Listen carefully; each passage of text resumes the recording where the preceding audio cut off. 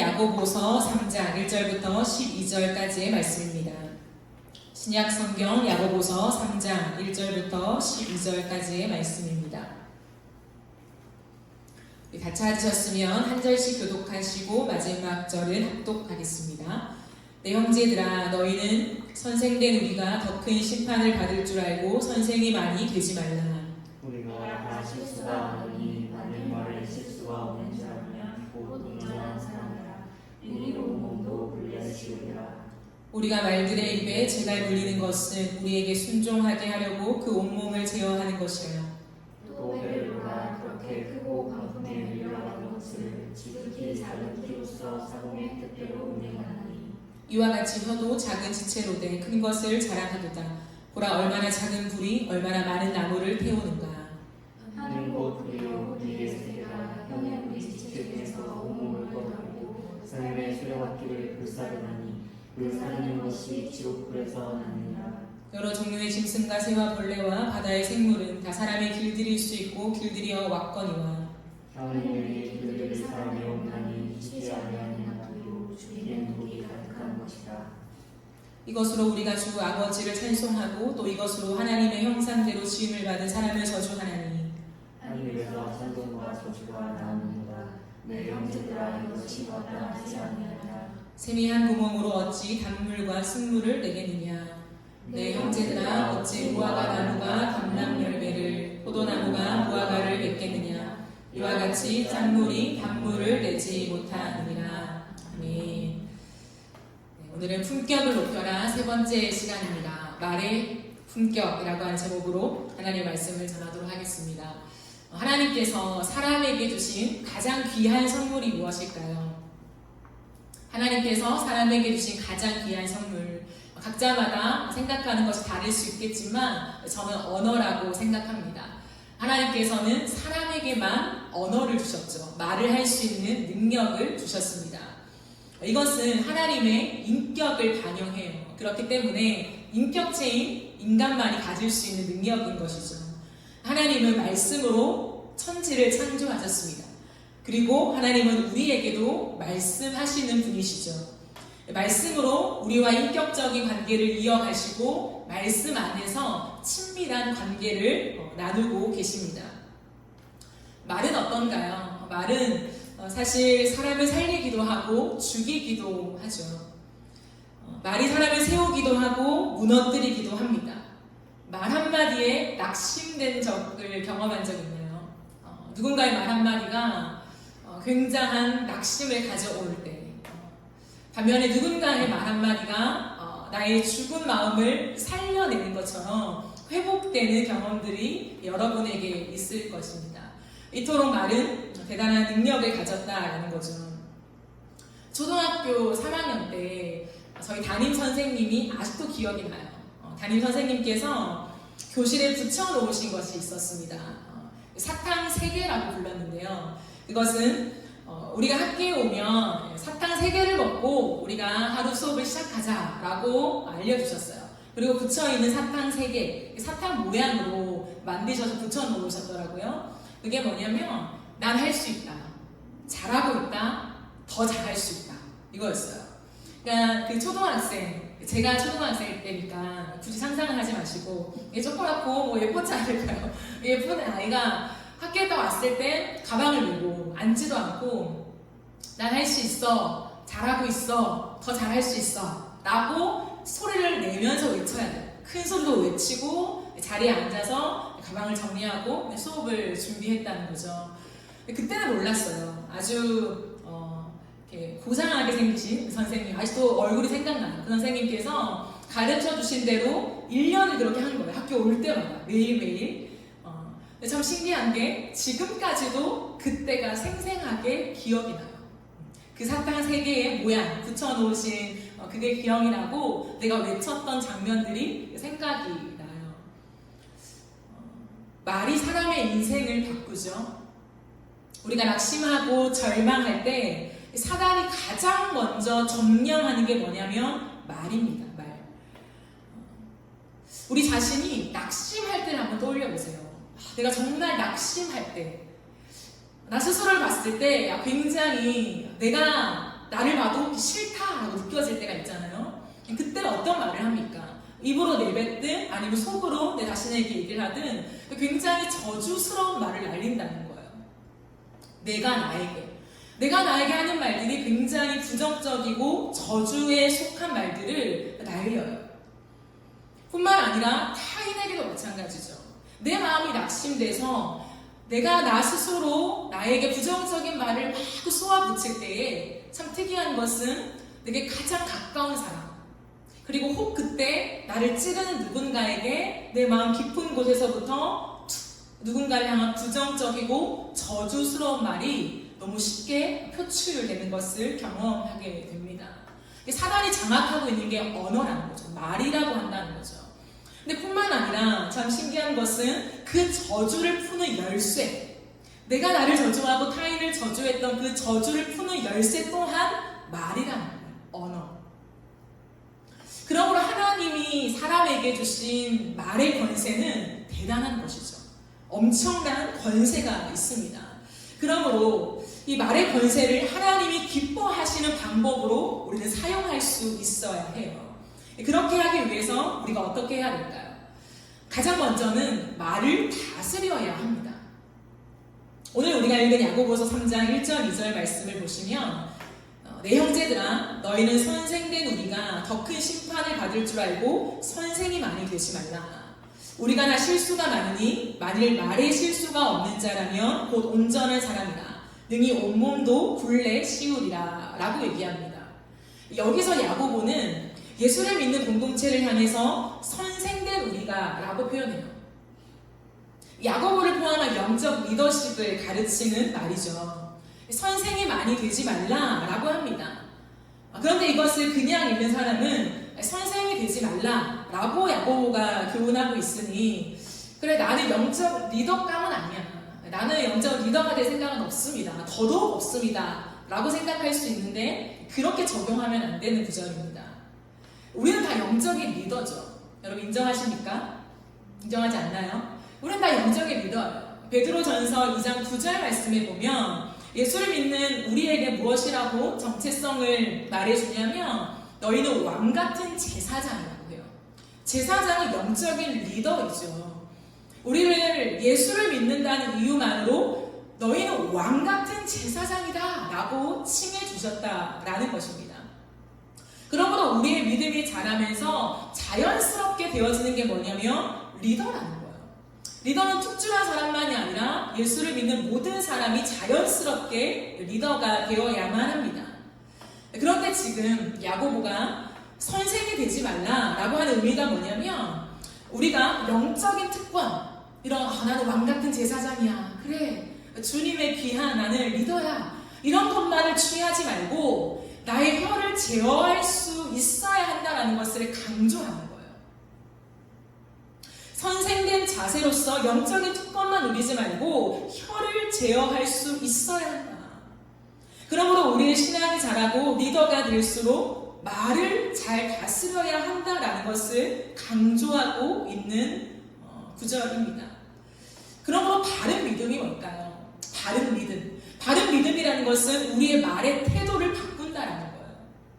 야고보는 끝없이 야고보서를 통하여서 믿음은 동사다, 믿음은 이론이 아니라 움직이는 실제다라는 것을 우리에게 가르치면서 그 바른 믿음은 우리의 다른 부분만 아니라 말도 바꾼다는 거죠. 언어가 바뀌어야 하는 거예요. 우리는 모두 말에 실수가 많죠. 말에 실수가 없는 사람이 누가 있겠습니까? 저도 말에 실수가 많은 사람입니다. 야고보도 오늘 말씀해 보니까 너희가 라고 말하지 않아요. 너희가 말에 실수가 많다, 말을 조심해라 라고 말하는 것이 아니라 우리가 말에 실수가 많다, 우리가 조심해야 한다 라고 표현하고 있다라는 거예요. 야고보도 자신을 포함해서 모두가 말에 실수가 많은 자라고 하는 것을 드러내고 있습니다. 그런데 이것으로 말에 실수가 있는 나를 정당화하면 안 됩니다. 야고보 같은 엄청난 선생님도 말에 실수가 많으니 나 같은 사람이 말에 실수가 많은 건 뭐 당연한 거지 라고 하면서 그 뒤에 숨으면 안 된다는 거예요. 쏟은 물을 다시 주워 담을 수 없듯이 내뱉은 말은 절대 다시 주워 담을 수 없어요. 그래서 말을 잘 다스려야 한다는 거예요. 그러면 어떻게 말을 다스릴 수 있을까? 크게 두 가지를 살펴보겠습니다. 첫 번째는 말에 있어서 신중한 태도를 가져야 한다는 거예요. 말에 있어서 신중한 태도를 가져야 합니다. 야고보는 오늘 이 혀를 세 가지에 비유하고 있습니다. 첫 번째는 무엇인가요? 말들의 입에 물리는 재갈이라고 되어 있어요. 3절에 보면요. 이 말은 우리의 말을 말하는 것이 아니라 달리는 말을 말해요. 달리는 말을, 그 짐승을 부리기 위해서 훈련을 시키잖아요. 그때 말의 입에 가느다란 막대를 씌웁니다. 그것이 보통 쇠로 만들었는데 굴레가 달려 있어서 여기에 곡비를 꿰게 된다고 합니다. 곡비를 매면서 그 말을 통제해서 말을 훈련하게 된다는 거죠. 두 번째는 무엇으로 비유하냐면 거대한 배를 움직이는 작은 키에 비유합니다. 아무리 거대한 배라고 할지라도 작은 키로서 모든 것을 움직여 간다는 거죠. 세 번째는 큰 숲을 태우는 작은 불을 얘기합니다. 큰 숲이 있는데 그 많은 나무를 작은 불이 태워버린다는 거예요. 그럼 공통적으로 무엇을 말하고 있을까요? 이것은 혀는 아주 작지만 엄청난 힘이 있다는 것을 야고보는 강조하여 말하고 있는 것이죠. 그래서 말을 신중하게 해야 한다는 거예요. 말을 신중하게 할 때 필요한 게 뭘까요? 말을 너무 많이 하면 안 돼요. 여기는 말을 많이 하는 사람이 별로 없는 것 같은데 말을 너무 많이 하면 안 돼요. 말을 쉼없이 하는 사람이 있습니다. 대화를 하면 대화의 점유율이 80%, 90%까지 가져가는 사람들이 있어요. 틈이 없습니다. 같이 얘기를 하는데 같이 얘기하는 게 아니라 일방적으로 듣기만 하는 경우가 너무 많다는 거죠. 그럴 때 머리가 아파요. 내가 대화를 몇 시간 했는데 돌아서면 내가 새로워지는 게 아니라 머리가 아픈 경우들이 있습니다. 그렇기 때문에 말을 너무 많이 하는 것은 좋지 않다고 생각해요. 그러나 말을 신중하게 하라는 것은 단순히 말수를 줄이라는 의미만은 아닙니다. 두 번째인데요. 그것은 뭐냐면 말을 적절하게 해야 한다는 것입니다. 잠언 15장 23절 말씀을 보면 세 번역에 이렇게 되어 있습니다. 적절한 대답은 사람을 기쁘게 하니 알맞은 말이 제때에 나오면 참 즐겁다라고 되어 있어요. 참 끄덕여지는 말이죠. 적절한 대답은 사람을 기쁘게 하니 알맞은 말이 제때에 나오면 참 즐겁다라는 거죠. 여러분 어떤 기도를 많이 하십니까? 오늘 우리가 한 가지 우리의 끝없는 계속되어져야 하는 한 가지 기도 제목이 더해지길 원합니다. 그것은 뭐냐면 하나님 제가 때에 알맞은 말을 하는 사람이 되게 해주세요. 때에 알맞은 말을 하는 사람이 된다는 것은 참으로 큰 복이죠. 많은 사람들을 만나다 보면 때로는 말을 거칠게 하는 사람을 만날 때가 있습니다. 그런데 그런 사람이 꼭 분위기를 망쳐놓죠. 말 한마디 때문에 툭 내뱉는 거친 말 때문에 다른 사람들의 마음을 쉽게 아프게 하고 상하게 할 때가 참 많아요. 또 어떤 사람은 항상 지적하는 말투예요. 또는 가르치는 말투.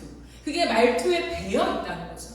권면하고 가르치고 교육하는 것이 나쁜 것이 아니라 항상 말투, 말을 하는 방법, 말을 하는 뉘앙스가 항상 누군가를 지적하고 가르치는 그러한 말투가 있습니다.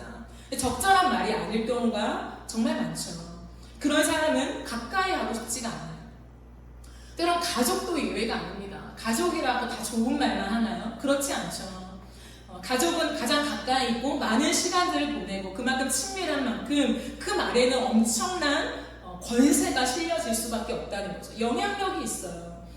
그러나 때로는 자녀가 부모에게 마음을 상하게 하는 말을 툭툭 내뱉기도 하죠. 왜? 나를 다 아니까. 나를 어차피 사랑해줄 대상이니까 막 말을 합니다. 나중에 후회하죠. 근데 자녀만이 아니라 부모님들도 마찬가지예요. 살아오신 또 거친 세월들, 많은 시간을 통과하시면서 그 말투가 여전히 있으셔서 자녀들에게 가르치는 말투, 지배하려는 말투, 그리고 왜 더 못해? 라고 하는 그런 말투로 우리에게 던질 때에 많은 자녀들이 마음에 상처를 입게 되죠. 그러니까 때로는 사춘기 시절에 집에 들어가기가 싫은 거예요. 어차피 부모님은 나를 환영해 주지 않고 그 말소리, 그 말 속에 사랑이 느껴지지가 않으니 많은 친구들이 방황을 하게 되는 거죠. 그렇다면 무엇이 적절한 말이 될까요? 적절한 말이 생각보다 어려워요. 근데 저는 적절한 말을 이렇게 정의하고 싶습니다. 상대를 존중하는 태도에서 나가는 말. 결국에 적절한 말이라고 하는 것은 내 마음의 태도에서 결정된다는 거예요. 그것은 뭐야? 상대방을 존중하는 그러한 태도라는 거예요. 그렇게 말할 때 적절한 말이 될 경우가 훨씬 많습니다. 그때는요, 조금 아픈 말을 해도 적절한 말이 되는 거예요. 내가 훈계를 하고 조금 날카롭게 상대에게 말하지만 그것이 비방이나 나를 찌르는 가시로 느껴지는 것이 아니라 나에게 양약이 되게 하는, 약이 되게 하는 말들이 있다라는 거죠. 그러면 무조건 조곤조곤 얘기하라는 게 아니에요. 부드럽게 이렇게 여성스럽게 얘기하는 것이 아닙니다. 적절한 말은 상대를 존중하는 태도라는 거예요. 우리의 태도를 돌아봅시다. 우리가 상대에게 말할 때, 또 가까운 부모님, 내 옆에 있는 사람들에게 말할 때 존중하는 태도가 있으십니까? 물론 있겠죠. 우리의 마음에는. 그러나 가까우면 그걸 놓치기 마련이에요. 그 부분을 우리가 다시 한번 기억해야 합니다. 저는 여러분과 함께 말에 있어서 신중한 태도, 그리고 두 번째로는 말을 적절하게 해야 함을 함께 나누었습니다. 그렇다면 말을 다스리는 게 왜 그토록 중요할까요? 말을 왜 꼭 다스려야만 할까요? 이유가 있습니다. 말은 나의 믿음을 보여주기 때문입니다. 이게 굉장히 중요한 거예요.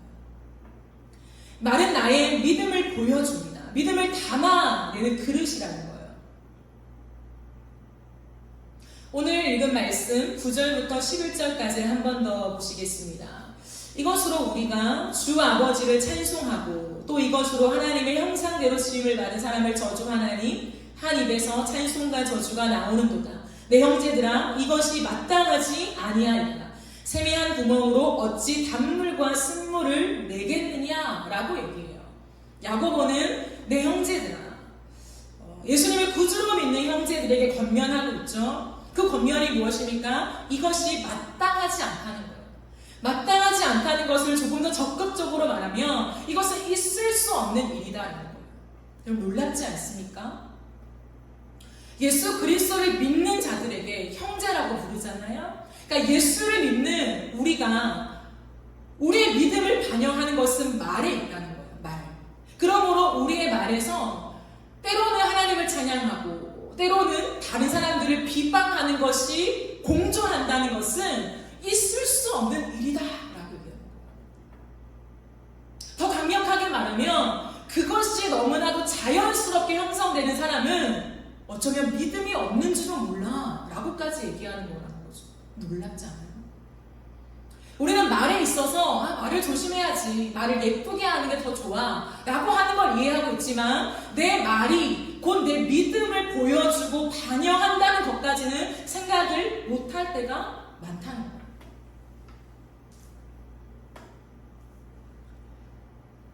세미한 구멍에서 어찌 단물과 쓴물을 낼 수 있겠냐? 무화과 나무가 어찌 올리브 열매를 맺을 수 있냐는 거예요.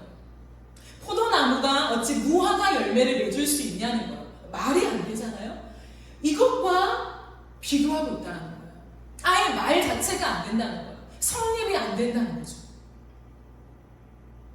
쓴 셈이 있는데 쓴 셈에서 단물은 절대로 나올 수가 없다는 것을 얘기하고 있습니다. 그러므로 말은 나의 믿음을 보여주는 것이라는 거죠. 예수를 믿는데 내 언어가 바뀌지 않는다는 것은 있을 수 없다라고 강조하고 있는 야고보의 말에 주목해야 합니다.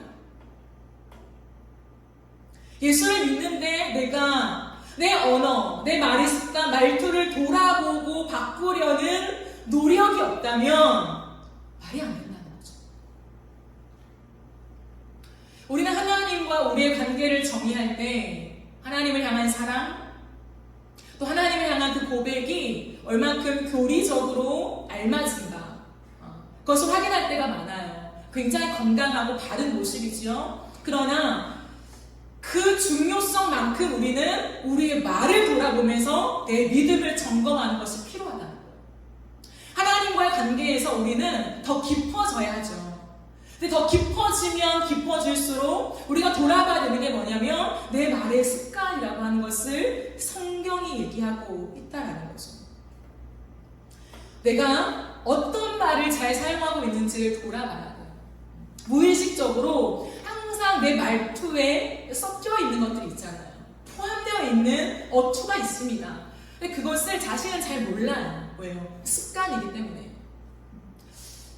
예전에 한 예능을 잠깐 유튜브로 본 적이 있는데 그때 누군가 자기가 잘 쓰는 말을 이마에 붙여놓고 그 말을 하면 뭐가 이렇게 쌓이는 잘못된 안 좋은 게 쌓이는 그런 걸 하는 것을 본 적이 있어요. 근데 자기도 모르게 자기가 잘 쓰는 말을 계속 내뱉는 거예요. 그러니까 게이지가 막 올라가는 거죠.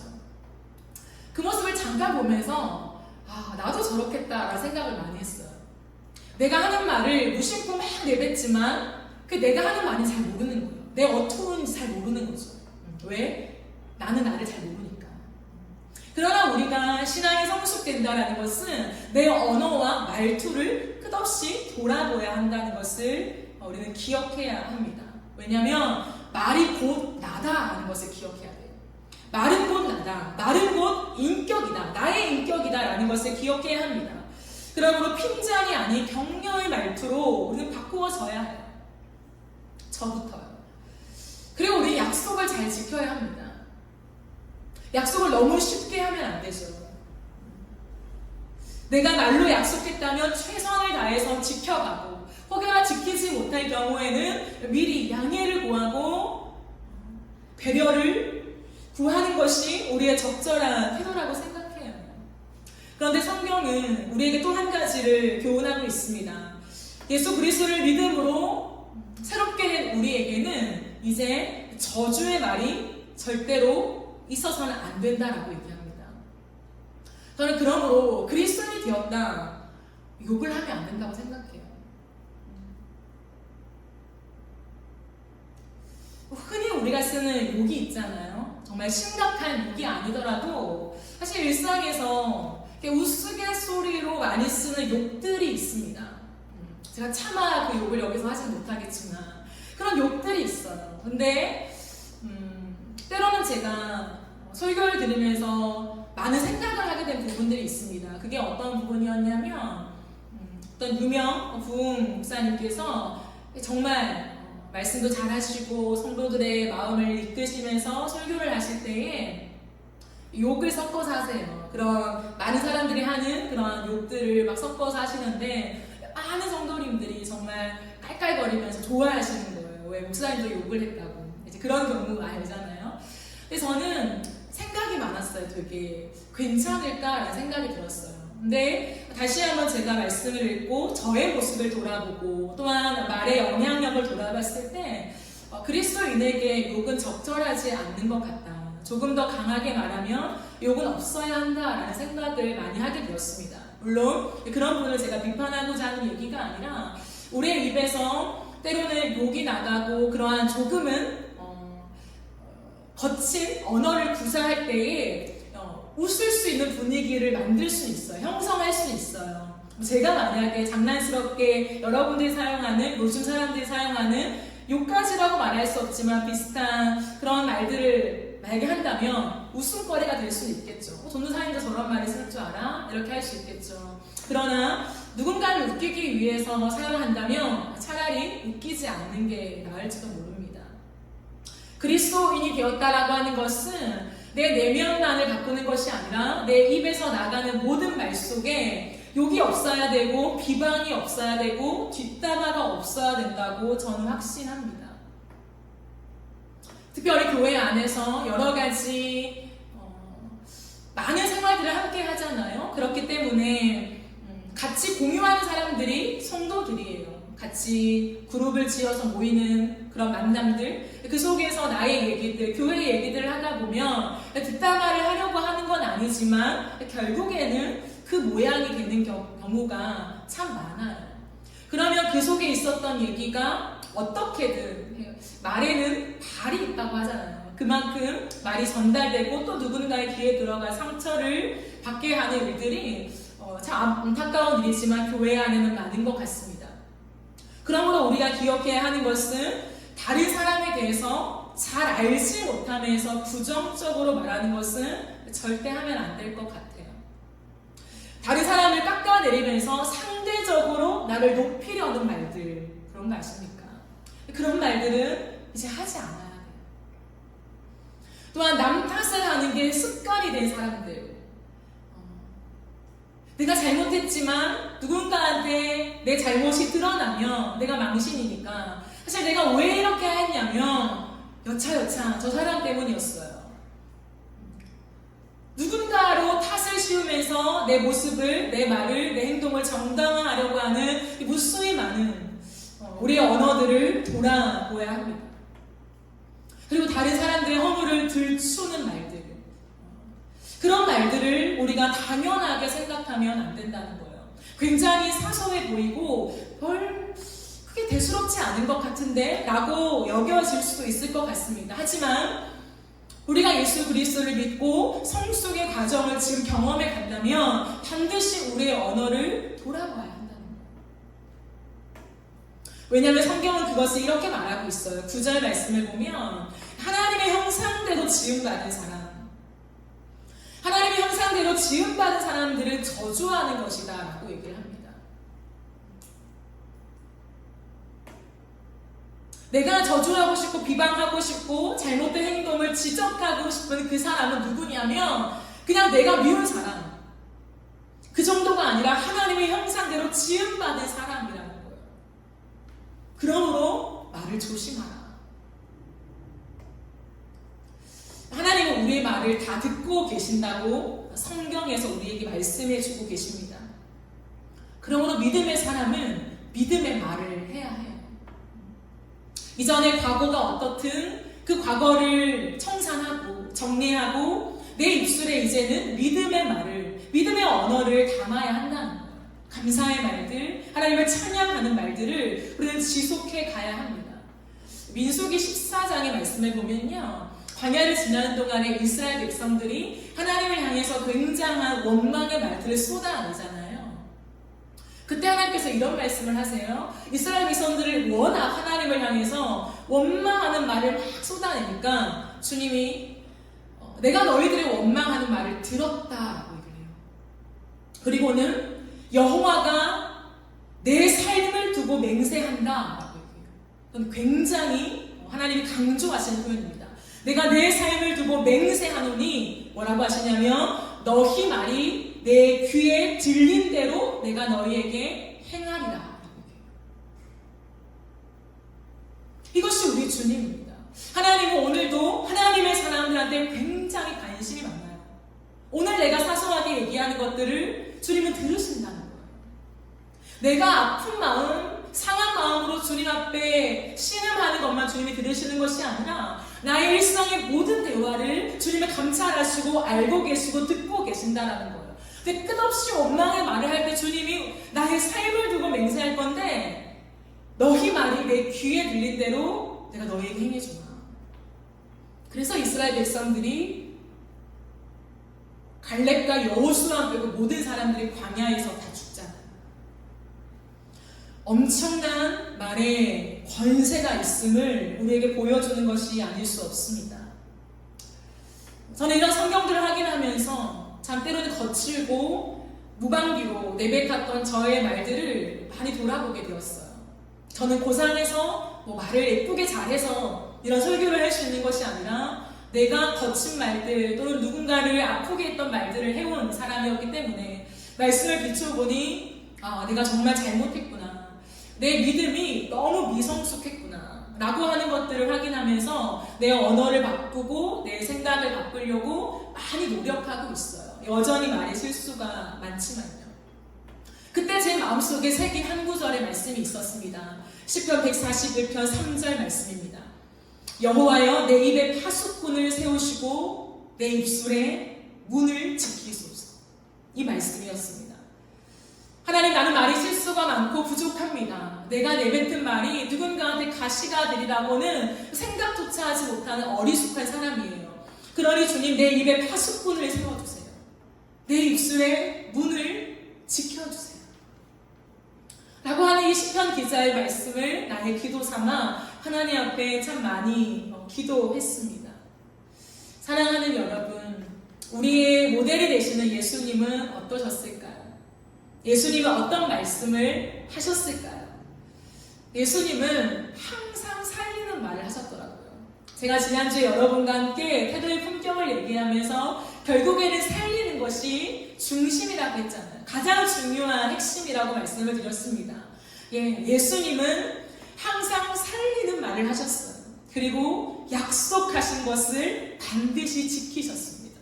자신의 생명을 바쳐서 모든 것을 희생하면서까지도 자신이 내뱉은 모든 약속을 철저하게 지켜내셨던 분이 바로 우리 예수님이셨어요. 그 예수님, 너무 표본이라 내가 감히 따를 수 없는 먼 당신처럼 느껴지는 예수님인가요? 성경은 우리에게 그 예수님이 내 안에 살아계시다고 말하잖아요. 그러므로 내 안에 그 예수님의 말과 그 예수님의 말투, 그 예수님의 모든 언어가 담겨 있어야 하는 것이 당연하다고 생각합니다. 당연하게 우리는 바뀌어 가야 하죠. 아름다운 말, 사랑의 언어요. 우리가 어떤 단어를 많이 선택하는가도 참 중요한 것 같아요. 예수님께서 어떠한 단어를 잘 선택하실까? 누군가를 돌아보게 하실 때도, 책망을 하실 때도 예수님은 어떠한 단어와 어떠한 말투를 적용해서 말씀하실까에 대한 것들을 들여다보면서 말씀을 읽으면요, 또 새롭습니다. 예수님의 살아왔던 삶들을 들여다보니 예수님은 허를 찌르는 말보다, 너 이거 잘못했잖아 라고 허를 찌르는 말보다 감싸주는 말을 잘하셨어요. 그렇다고 죄를 절대 간과하지 않으셨습니다. 죄를 괜찮다고 하지 않으셨어요. 하지만 정말 얼굴이 시뻘거질 만큼 너 잘못했잖아, 그 죄를 지었잖아 라고 바로 반응하지 아니하시고 그 영혼을 감싸는 말로 죄를 지적하심에 놀라운 언어의 비법이 있으셨던 것 같아요. 필요한 경우에는 굉장히 단호하게 말씀하십니다. 그리고 지난주에도 나눴듯이 바리새인들, 종교 안에 갇혀있는 그들을 향하여서는 굉장히 날카로운 말씀까지 날리셨죠. 하지만 그 모든 것은 그들을 살리기 위한 목적이었다는 거예요. 제자들을 가르치는 데 목적이 있었습니다. 그러므로 궁극적인 예수님의 말은 전 이렇게 말하고 싶어요. 새 창조의 능력. 예수님의 언어를 저는 보니까 예수님의 모든 언어는 새 창조의 능력이에요. 회복된 언어. 죄로 인해 다 망가져서 비틀어진, 나를 정당화하기 위해서 누군가한테 독화살을 날리는 그런 말이 정말 많은 이 시대 속에 예수님은 회복의 언어를 선택하신 거죠. 저는 이것이 말의 품격이라고 생각합니다. 하나님이 말씀으로 세상을 창조하실 때에 그 말의 권세, 주님이 아담에게 모든 권세를 주셨을 때 아담은 모든 것에 이름을 지어줬죠. 그때 그 권세, 하와를 향해서 무엇이라 말했습니까? 하나님이 돕는 베풀려 주신 그 하와를 향하여서 당신은 나의 뼈 중의 뼈요 살 중의 살이다. 최고의 찬사를 날렸잖아요. 최고의 프로포즈를 한 것이 아닙니까? 최고의 존중을 그 여인에게 던져준 것이죠. 저는 이것이 창조라고 생각합니다. 하나님께서 세상을 창조하실 때 만든 언어요. 근데 예수님께서 이 땅에 오셔서 망가진 우리의 모든 전입경을 회복시키시면서 이제는 우리의 언어 가운데, 우리의 말 가운데 새 창조의 능력을 주시는 거예요. 다시 한번 그 창조의 능력을 회복하자. 다시 한번 그때로 돌아가자. 하나님이 우리에게 주신 말은 엄청난 권세가 있다. 죽이는 권세도 있지만 이것을 이제는 사용하지 마라. 사람을 살리는데 너의 말을 사용하라. 그것이 바로, 그 회복이 바로 말의 품격이라는 거예요. 그러므로 기억하십시오. 복음 안에서 회복된 우리의 말에는 창조의 능력이 있습니다. 여러분, 우리는 하찮은 존재가 아니에요. 우리의 말 한마디에 악한 영이 떨 수 있는 존재라는 거예요. 왜? 나는 여전히 부족하죠. 하지만 내 안에 예수가 계시니, 새 창조로 언어를 회복하신 예수가 지금도 살아서 내 안에 계시니 우리의 말에는 권세가 있다는 거예요. 아무리 내가 못 살아도 예수의 이름으로 선포하며 명할 때, 진짜 믿음으로 담대하게 나아갈 때 악한 영이 벌벌 떨고 떠나가는 역사가 일어난다는 거예요. 그러므로 우리는 그 말의 권세를 회복해 나가야 돼요. 왜 사람을 죽이는 말을 합니까? 똑같은 말을 하는데. 물론 부족하죠. 하지만 다시 한번 내 말을 돌아보며 내가 또 실수했네. 그 말을 하지 않았으면 더 좋았을 텐데. 라고 다시 한번 나를 돌아보면서 예수 그리스도를 닮은 창조의 언어로 바꾸어 가야죠. 그건 우리의 노력입니다. 내 안에 계신 예수와 함께 연합하여서 이제는 동력하면서 내 언어를 바꾸는 놀라운 작업들을 일으켜야 돼요. 여러분, 우리가 누군가의 말 한마디에 상처받고 정말 별거 아닌 것 같아도 누군가 갑자기 나에게 와서 그냥 한두 마디 던지는 그 말에 뭔가 갑자기 내 무거운 짐이 다 사라지고 리프레시가 되는 그런 것들을 경험한다면 우리는 다르게 말해야 되지 않을까요? 남을 눌리고 지적하고 끌어내리는 다그치는 말이 아니라 살리는 언어를 우리는 끊임없이 해야 합니다. 그러면 어떻게 그 말을 우리가 연습할 수 있을까요? 저는 말씀을 암송해야 한다고 생각해요. 그럼 정말이에요. 저의 경험입니다. 참 부족하고 거칠고 남한테 상처 주기 쉬웠던 내 입술에 하나님께서 그나마 이 많은 시간들을 걸어오게 하시면서 언어를 순화시켜 주시고 조금 바꾸어 주신 그 과정 속에 저는 말씀의 암송이 있었습니다. 하나님의 말씀을 소리 내어서 읽었습니다. 그리고 그 말씀을 계속 암송했어요. 내가 걸어가는 길 속에서 계속 말씀을 암송하면서 그 말씀이 내 입에 붙게 했어요. 여러분, 언어는 습관인 거 아시죠? 언어는 한 번에 바뀌지 않습니다. 노력해야지 한두 번은 해요. 또 돌아가죠. 시간이 걸리는 거예요. 왜? 습관이기 때문에. 언어는 잠재적인 것입니다. 내 인격이기 때문에 내 안에 꽉 들어차 있는 나라는 거죠. 그러므로 인격이 바뀌는 데는 굉장히 많은 시간이 필요해요. 근데 이제부터 하면 된다는 거예요. 지금부터 하다 보면 3년 뒤, 5년 뒤에 우리의 모습은 훨씬 많이 변해 있을 거예요. 그러므로 하루 이틀을 바라보지 말고 이 말의 언어의 습관은 계속 하나님의 말씀을 암송함에 있어야 합니다. 암송하시지 않을까요? 암송을 여러분도 하시죠. 근데 몇 구절이나 암송을 하고 계십니까? 우리가 나이가 들어가면 갈수록 암송에 겁을 먹어요. 저도 그렇습니다. 다소 어렸을 때는, 젊었을 때는 말씀 암송을 굉장히 많이 했어요. 그리고 주일학교를 맡다 보면 자연스럽게 암송을 할 수밖에 없어요. 왜? 아이들에게 암송을 가르치니까. 전도사인 나도 암송을 할 수밖에 없습니다.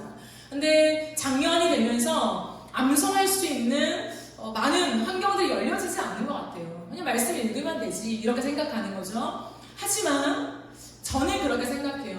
평생 암송을 해야 합니다.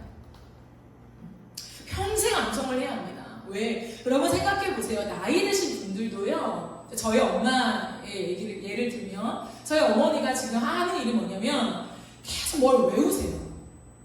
뭘 그렇게 외워? 이렇게 하면 저희 어머니 하시는 말씀이 그래야 치매 안 걸린대 이렇게 하세요. 여러분 세상에 많은 사람들은 나이가 들어가면 들어갈수록 건강을 생각해서라도 무언가를 끝없이 외운다는 거예요. 여러분 70이 넘어가면 많은 어른들이 구구단을 외우세요. 구구단을 왜 외워? 하면 계속 회전을 해야 더 건강해지시기 때문이에요. 그러므로 나이가 들어서 나는 암송을 못해. 그러면 이제 우리 20, 30대밖에 안 됐잖아요. 그러므로 계속 암송을 해야 한다는 거예요. 그건 핑계일 수밖에 없어요. 계속 암송을 하면서 물론 완벽하게 못 외울 수 있습니다. 암송에 조금 더딘 사람들이 있을 수 있죠. 완벽하게 조사까지 다 외우라는 게 아니라 계속 말씀을 암송하고 그 말씀의 흐름과 뉘앙스와 단어가 내 입안에 학습이 되어 있어야 돼요. 그러면 언어가 바뀌어요. 두 번째가 있습니다. 기도를 소리내서 하는 거예요.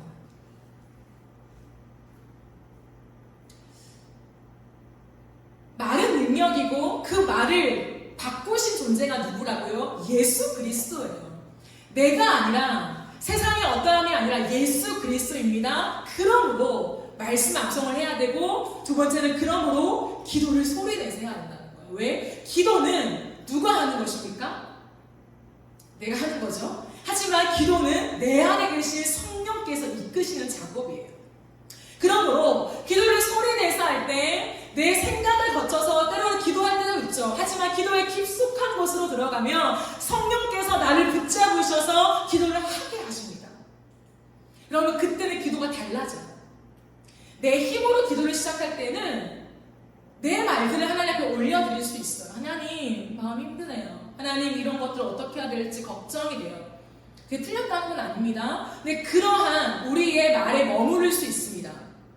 하지만 기도가 조금씩 깊어지면서 성령께서 우리의 기도를 붙잡고 이끄실 때 기도가 달라져요. 그 기도는 내 생각과 내 마음의 어떠함으로 주님 앞에 간구하는 것을 뛰어넘어서 성령이 내 입술에 담아주시는 말이 선포될 때가 있어요. 그때는 때로는 용서의 말이 나갑니다. 내 마음 안에 누군가를 향한 긍휼과 용서의 마음을 성령께서 주셔서 하나님 내가 정말 부족하고 안 되지만 그 사람을 용서하길 원해요. 내가 할 수 없는 말들을 성령께서 하게 하심으로 다시 한번 그 말씀을 붙잡고 씨름하며 기도하게 하심의 은혜가 있다라는 거예요. 그러므로 기도를 소리내서 할 때는 우리의 언어가 바뀌어요. 여러분 생각하면서 누군가를 용서할 수 있을까요? 저는 정말 어렵다고 생각합니다. 내가 생각하면서 내 마음의 치유를 얻을 수 있을까요? 어려워요. 하지만 여러분의 기도 속에 그런 경험이 있을 것입니다. 성령이 탁 붙잡아서 나를 끌고 가시는 기도. 대부분 그 기도는 터져 나오는 기도예요. 그냥 가만히 명상하듯이 생각하는 기도가 아니라 내가 하나님 앞에 진땀을 흘리면서 하나님 앞에 토해내는 통성의 기도를 드릴 때에 성령께서 내 안에 튀어나오게 하시는 주님의 언어들이 있다라는 거예요. 그 언어들이 계속 내 마음에 머물고 내 입에 머물다 보면 언어가 달라져요. 참 이상하죠? 기도의 시간 속에 일어났던 일인데 내 일상을 살아가면서 갑자기 내 언어가 바뀌어지는 거예요. 마치 내 마음 안에 브레이크가 있는 것 같아요. 여전히 내 마음에는 누군가를 미워하고 싶은 마음이 있죠. 판단하고 싶은 마음이 올라오죠. 한마디 탁 세게 하고 싶은 마음이 들 때가 있습니다. 근데 이전에는 그 말을 필터링 없이 바로 내뱉었어요. 근데 그런 기도가 쌓이면서 마치 내 안에 브레이크가 탁 장치가 세팅되어 있는 것 같아요. 갑자기 그 말을 튀어나오게 할 때에 브레이크가 싹 밟히는 거죠. 싹. 그래서 내 마음에 터져나와야 될 것들이 멈추어서면서 한 번 더 하나님이 내 마음에 회로를 돌리십니다. 숨을 쉬어. 숨을 한번 고르고 가자. 그 마음이 느껴져요. 그러면서 삼키는 거죠. 그렇게 다시 내 내면 안에서 하나님이 필터링 시켜주시는 그 은혜 안에 내뱉어진 그 말은요, 남들에게 비수가 별로 안 되더라고요. 그것을 많이 경험하면서 항상 내 마음에 브레이크를 잡습니다. 여러분, 이것은 단번에 훈련되는 게 아니에요. 그냥 책 한 권 읽고 말의 품격, 언어의 어떤 능숙함을 길러주는 그런 책들을 통해서 우리가 학습할 수 있는 게 아니에요. 도움은 얻을 수 있겠지만 나를 진짜 바꾸는 것은 기도요, 성령의 능력이라는 것을 반드시 기억해야 합니다. 우리의 언어를 돌아봅시다. 사랑하는 여러분, 우리의 말에 그토록 능력이 있다면, 우리의 말 한마디에 사람을 살릴 수 있다면 행복하지 않을까요? 내가 말한 말을 잘해서 성령께 붙잡힌 말을 통하여서 누군가가 하나님과의 관계가 회복되어지고, 누군가가 평생 하나님과 오해, 그 아픔의 시간들이 쌓여서 관계에 회복이 안 일어나는데, 나의 말이 하나님과 그 사람에게 화해를 이룰 수 있는 말이 된다면 그럼 얼마나 신이 납니까? 얼마나 영광스러운 길입니까? 근데 그 말은 그냥 나오는 게 아니에요. 성령이 갑자기 나를 감동시켜서 그럴 때도 있겠죠. 하나님께는 모든 게 가능하니까. 하지만 일상적이고 보편적인 하나님의 일하심은 나의 인격대로 일하십니다. 내게 형성된 인격대로 하나님은 그 인격을 타고 누군가에게 하나님의 마음을 전달하시는 존재입니다. 왜냐하면 하나님은 인격적이시기 때문에. 그 사람의 말 자체가 아니라 그 말을 내뱉는 그 사람의 인격 안에 하나님을 담아내시거든요. 나에게 말하는 저 사람? 사랑이 많은데 하나님 정말 사랑이 많으시구나. 나를 향해 사랑의 눈빛을 지금 보이고 계시는구나. 그 사람을 통해서 하나님을 바라보게 되는 역사가 하나님의 방법이라는 거예요. 그러므로 여러분, 우리가 함께 말투를 바꿔갑시다. 요즘 우리의 시대는 이 언어가 많이 무너져 있는 시대잖아요. 너무 폭력적이고 너무 비속어가 많이 섞여 있잖아요. 근데 그게 일상이에요, 일상. 근데 그러면 안 될 것 같아요. 그리스도인들조차도 그래요. 너무 일상. 그 유튜브나 많은 SNS에 우리가 노출되어서 사람들이 하는 말을 그냥 내가 무의식적으로 하게 되는 거예요. 왜일까요? 이 말 써야지 이렇게 연습할까요? 너무 자연스러우니까 하는 거예요. 계속 듣게 되니까. 유튜브를 보는 시간이 많고 SNS를 하는 시간이 많은데 거기에 노출되어 있는 모든 언어가 그러니까 나도 모르게 툭툭툭 튀어나오는 거예요. 깜짝깜짝 놀랄 만큼. 그러니까 우리는 다시 한번 멈추어서 우리의 언어를 돌아보아야 합니다. 말씀을 정리하겠습니다. 사랑하는 여러분, 말에는 권세가 있습니다. 그러므로 말을 잘 다스려야 해요. 말을 신중한 태도로 해야 합니다. 말을 적절하게 할 줄 알아야 해요. 왜요? 말은 나의 믿음을 보여주기 때문입니다. 그러므로 우리가 정말 믿음이 있느냐, 이제는 우리의 말로 증명해야 해요. 우리의 일상적인 말투로 증명해야 합니다. 끝없이 바꾸어 갑시다. 우리의 말투를, 우리의 언어를, 그리고 이 시대 속에 많은 아름다운 언어를 전파합시다. 여러분 SNS 하시잖아요. 글을 쓰는 사람이 있습니까? 아름다운 글들을 같이 써봐요. 세상 사람들이 자주 쓰지 않는 단어라 할지라도 우리가 용기 내어 씁시다. 사랑의 말들, 격려의 말들, 일으키는 말들. 근데 그 안에 예수를 담아내는 언어가 무엇인가를 고민하면서 그 길로 가야 한다는 거예요. 거창한 사역을 하지 않아도 괜찮아요. 하지만 우리의 언어만 바뀐다 해도 사람들은 변할 것입니다. 세상은 변할 수 있다는 거예요.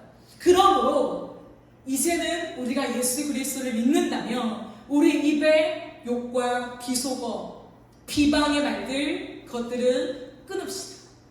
이제 절대로 하지 맙시다. 그리고 말의 품격을 높입시다. 창조의 능력을 통하여서 다른 사람을 살리는 그러한 언어를 사용합시다. 그리고 제가 우리 성도 안에도 이제 아이를 출산한 가정이 있기 때문에 제가 권면했어요. 했는지는 모르겠지만 매일마다 아이의 머리나 몸에 손을 얹고 축복의 기도를 하라고 제가 권면을 했는데 2번씩이나 권면을 했는데 하고 있을 줄 믿습니다. 이렇게 아이를 향한 축복의 말이 진짜 권세가 있다는 거예요. 그래서 우리가 계속 가정에서도 또 서로를 위해서 기도해 주는 것을 너무 부끄러워하지 말고 과감하게 함께 기도해 주고 소리 내어서 격려해 주고 그렇게 되면서 우리 안에 악한 영이 떠나가고 예수의 창조의 회복의 역사가 우리 공동체 가운데 또 우리가 걸어가는 모든 삶에 가득하게 되기를 간절히 바라고 소망합니다. 아멘. 우리 함께 찬양하고 기도하는 시간을 가지도록 하겠습니다.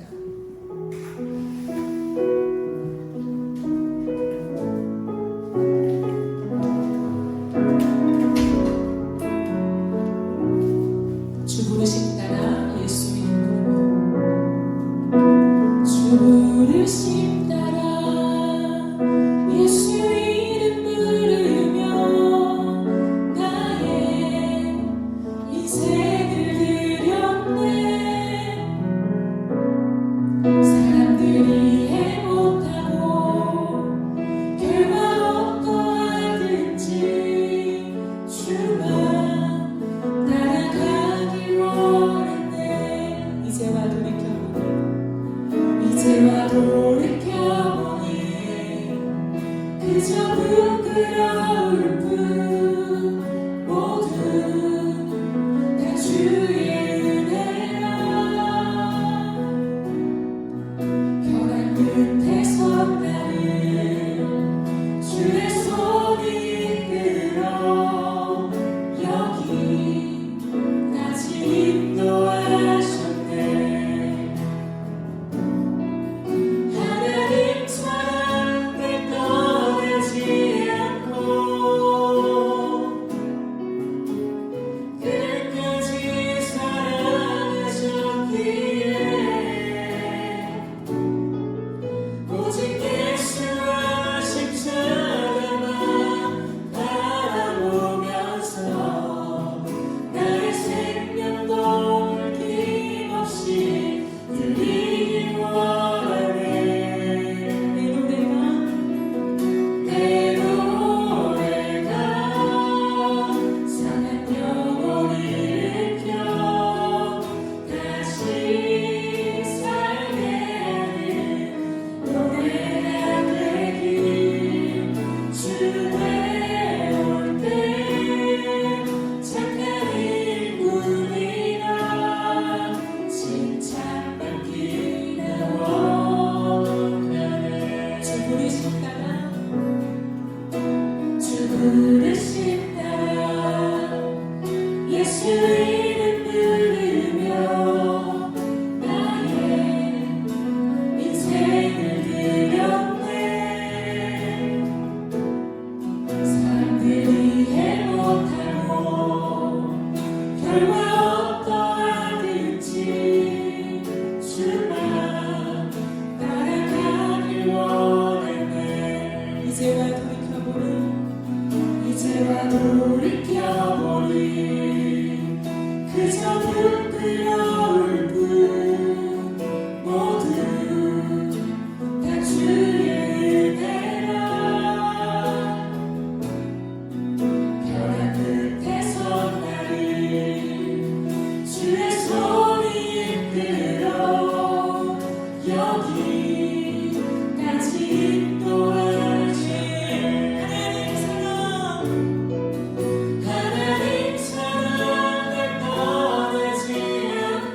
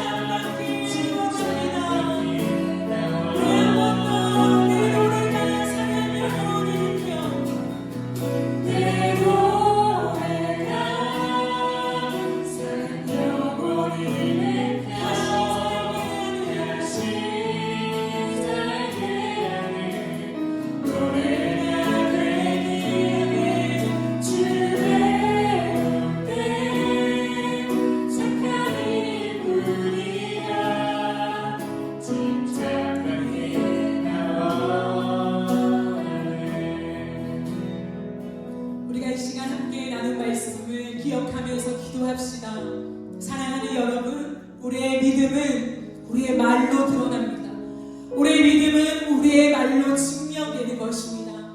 예수를 믿고 많은 시간이 지나왔지만 우리의 언어에 크게 변함이 없다면 우리의 믿음을 진지하게 돌아보아야 합니다. 야고보는 오늘 이 말씀을 통하여서 믿음과 말의 상관관계를 말씀하고 있습니다. 여러분, 우리의 언어 속에 남을 찌르는 말들, 우리의 언어 속에 남을 죽이는 말들, 우리의 말투에 의도하지 않았지만 너무나 남에게 불편함을 주는 그 말투가 여전히 자리 잡고 있지 않습니까? 오늘 이 시간 그 모든 것을 끊어내는 결단의 기도를 드립시다. 하나님, 이제 나는 예수 그리스도로 하나님 연합된 사람이 되었으니 과거에 사용했던 비속어와 하나님 기뻐하시지 않는 말들과 내가 툭툭 내뱉는 말투를 하나님 내가 단절하겠습니다. 내가 하지 않겠습니다. 하나님, 내 언어 속에 믿음을 담아